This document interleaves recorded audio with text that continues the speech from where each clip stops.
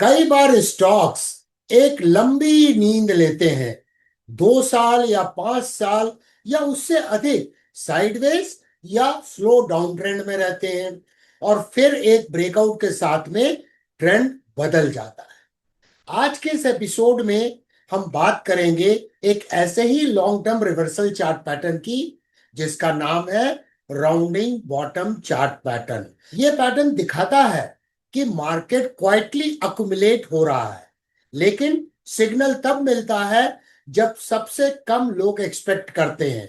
वैसे तो कोई भी चार्ट पैटर्न का सक्सेस रेट 100% नहीं होता है, पर राउंडिंग बॉटम का सक्सेस रेट हिस्टोरिकली काफी अच्छा देखा गया है। लेकिन रिस्क मैनेजमेंट और पोजीशन साइजिंग को हम इग्नोर नहीं कर सकते, क्योंकि स्टॉक मार्केट के रिटर्न्स कभी भी गारंटीड नहीं होते। चार्ट पैटर्न एक एज जरूर देता है। What is rounding bottom pattern? आखिर राउंडिंग बॉटम पैटर्न है क्या? तो राउंडिंग बॉटम एक बुलिश रिवर्सल चार्ट पैटर्न है जो डाउन ट्रेंड के बाद बनता है। इसका स्ट्रक्चर होता है एक स्मूथ यू शेप का पैटर्न, जैसे मार्केट धीरे धीरे नीचे गया है, बेस बनाया और उसके बाद धीरे धीरे ऊपर आने लगा। कोई शार्प ब्रेकआउट नहीं, सब कुछ स्लोली एंड साइलेंटली होता है। और जब प्राइस प्रीवियस रेजिस्टेंस या नेकलाइन को ब्रेकआउट देती है, तब हमें सिग्नल मिलता है एक लॉन्ग टर्म ट्रेंड रिवर्सल का, और वो भी लंबे पीरियड के बाद। Why this pattern forms? ये पैटर्न बनते क्यों है? ये एक ऐसा पैटर्न है जो अक्सर कंपनी की टर्न अराउंड फेज में बनता है। सोचिए, किसी कंपनी के बिजनेस में स्ट्रक्चरल इश्यूज आ गए, जैसे प्रोडक्ट का फेलियर, मैनेजमेंट का प्रॉब्लम्स या regulatory issues. Stock down trend में चला जाता है। फिर कंपनी एक्शन लेती है, नया सीईओ, नया product line, cost cutting, asset restructuring, एक मास्टर एक्शन प्लान बनाया जाता है। लेकिन ये चेंजेस एक दिन में इंपैक्ट नहीं करते।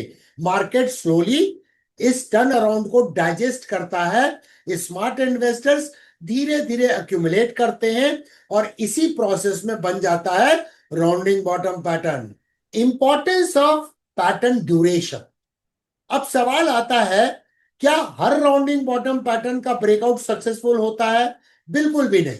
पर एक चीज ऑलमोस्ट हर सीरियस ट्रेडर जानता है और उसे वो मानता है, हिस्टोरिकल डेटा के अनुसार जितना बड़ा पैटर्न का ड्यूरेशन उतना ज्यादा सक्सेस रेट। अगर राउंडिंग बॉटम पैटर्न 2 या उससे अधिक साल में बने हैं, तो इसका मतलब है कि स्टॉक ने लॉन्ग बेस बनाया है। फंडामेंटल इंप्रूवमेंट का एक्चुअल इंपैक्ट मार्केट ने डाइजेस्ट किया है और ब्रेकआउट के बाद कन्विक्शन ज्यादा होता है। शॉर्ट ड्यूरेशन पैटर्न्स या फास्ट वी शेप पैटर्न पर हमें ध्यान नहीं देना चाहिए। की कैरेक्टरिस्टिक्स। इस पैटर्न के कुछ की फीचर्स होते हैं: smooth and symmetric U shape, volume generally लो होता है during the base formation, breakout पे सडन वॉल्यूम में सर्ज देखा जाता है, नेकलाइन होती है या लास्ट रेजिस्टेंस बोल सकते हैं। जब ये नेकलाइन का ब्रेकआउट हो, तब ये कंफर्म करता है लॉन्ग टर्म ट्रेंड रिवर्सल को। Ideally breakout should come with the consolidation near the neckline and strong candle close above it. Trading strategy: entry, stop loss and target के रूल्स। तो pattern identify तो हो गया। अब बात करते हैं ट्रेड एग्जीक्यूशन की। तो एंट्री के बारे में पहले बात करते हैं। जब भी ब्रेकआउट कैंडल डिसाइसिवली नेकलाइन के ऊपर में क्लोज करे, तो एंट्री लेना चाहिए उस ब्रेकआउट कैंडल के हाई के ऊपर में, ताकि आप फॉल्स ब्रेकआउट से काफी हद तक बच सके। ये एक टेस्टेड अप्रोच है जो डिसिप्लिन मेंटेन करना सिखाती है। कुल मिला के क्वालिटी ब्रेकआउट होना चाहिए। अब बात करते हैं स्टॉप लॉस की। तो स्टॉप लॉस के लिए इस्तेमाल कीजिए एटीआर बेस्ड स्टॉप लॉस, जो आपके स्टॉक की वोलेटिलिटी के आधार पर तय होगा। अगर स्टॉक का बीटा लो है, तो 1 एटीआर नीचे नेकलाइन से हम स्टॉप लॉस लगा सकते हैं। लेकिन अगर हाई बीटा स्टॉक है, तो फिर हमें थोड़ा स्टॉप लॉस को और नीचे लगाना होगा, मे बी 1.5 या 2 ATR। अब टारगेट कैसे निकालते हैं? चिंता मत कीजिए, अभी प्राइस चार्ट पे चलेंगे, मैं आपको एग्जांपल भी दूंगा। सबसे पहले मेजर कीजिए नेकलाइन से बेस तक का हाइट, और उसको नेकलाइन से पॉइंट ऑफ ब्रेकआउट से अपसाइड में प्रोजेक्ट कर दीजिए, वो आपका टारगेट निकल के आ जाएगा। ये एक सिंपल और इफेक्टिव स्ट्रेटजी है जो आप चार्ट पे विजुअली ड्रॉ कर सकते हो। रिस्क मैनेजमेंट रिमाइंडर, अब सुनिए सबसे इंपॉर्टेंट बात, चाहे पैटर्न कितना भी स्ट्रांग हो, कितना भी अच्छा हो, no pattern has 100% success rate. ये रियलिटी है मार्केट की, इसे समझना बहुत जरूरी है।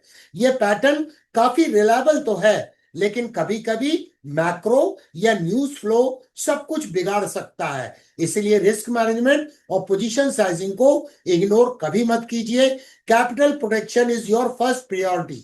अब चलिए रियल चार्ट पे चलते हैं।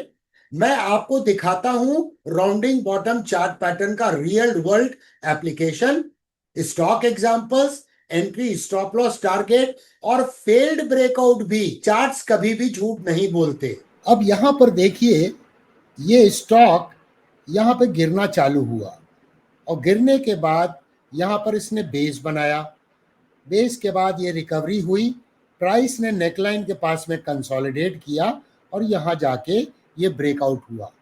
ये कितना पीरियड लगा दोस्तों इस राउंडिंग बॉटम को बनने में? 11 ईयर्स का टाइम लगा और तब जाके ये ब्रेकआउट हुआ। साथ में अगर देखें तो वॉल्यूम जब बेस बन रहा था तो बहुत कम था, और जैसे ही ये इंपल्स बनना चालू हुई, प्राइस कंसोलिडेट किया, ब्रेकआउट हुआ, तो वॉल्यूम बढ़ता हुआ नजर आया। अब इसका टारगेट कैसे निकालते हैं? तो सबसे पहले समझते हैं नेकलाइन क्या है। ये जो हाई इसने यहां बनाया था, जहां से गिरना चालू हुआ, इस पर एक हॉरिजॉन्टल लाइन खींच दीजिए। ये लाइन है, ये नेकलाइन कहेंगे इसको। अब इसका जब ब्रेकआउट हो जाए डिसाइसिव, तो उसे हम ब्रेकआउट बोलेंगे। देखिए, इसने यहाँ अटेम्प्ट लिया, फेल हो गया, यहाँ अटेम्प्ट लिया, फेल हो गया, और उसके बाद यहाँ जाके फाइनली इसका ब्रेकआउट हुआ।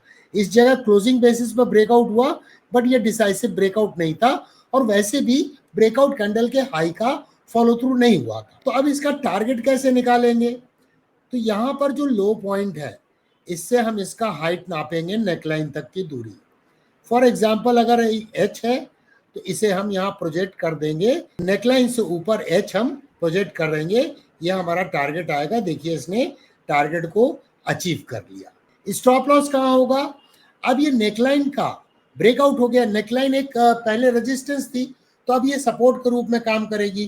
तो इस नेकलाइन से हम 1 ATR नीचे, या अगर वॉलेटाइल ज्यादा है स्टॉक तो 1.5 to 2 ATR हम नीचे स्टॉप लॉस रख सकते हैं। अब चलिए दूसरा एग्जांपल लेते हैं।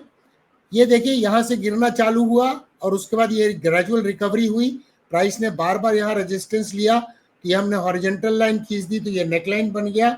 इस हाइट को मेजर करेंगे, अगर ये एच है तो यहाँ पर ब्रेकआउट हुआ, तो ब्रेकआउट पॉइंट से एच ऊपर प्रोजेक्ट कर देंगे, तो टारगेट मिल गया। स्टॉप लॉस नेकलाइन से 1 ATR या 1.5 to 2 ATR नीचे रहेगा, depending upon the volatility of this stock. इस पैटर्न को भी कितना समय लगा? 3.5 ईयर्स, करीब 3.5 से 4 साल का ये पैटर्न बनता हुआ नजर आया, और ये पैटर्न भी सक्सेसफुल हुआ। देखिए, प्राइस ऊपर गई और इसने टारगेट को यहाँ अचीव कर लिया। अब तीसरा एग्जांपल लेते हैं जहां ये पैटर्न फेल हुआ है दोस्तों।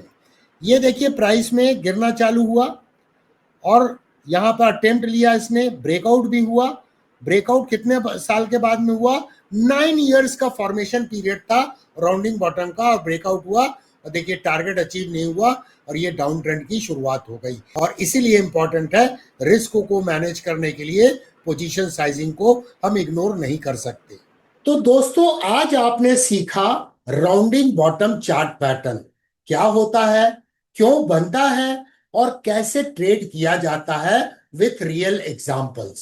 अब आपके लिए छोटा सा टास्क है, किसी भी इंडियन स्टॉक का हिस्टोरिकल चार्ट निकालिए और आइडेंटिफाई कीजिए राउंडिंग बॉटम पैटर्न को। फिर सोचिए आप एंट्री कहां करते, स्टॉप लॉस कितना रखते, और टारगेट कैसे डिसाइड करते। ये प्रैक्टिस आपको रियल मार्केट कॉन्फिडेंस देगा। और आपने अगर जीरो टू हीरो 2.0 के पहले के एपिसोड अगर मिस किए हैं तो उन्हें जरूर देखिए। क्योंकि हर एपिसोड एक बिल्डिंग ब्लॉक है जो आपको स्ट्रॉन्ग और डीपर टेक्निकल एनालिसिस नॉलेज देता है। Learning never stops with D K Sinha.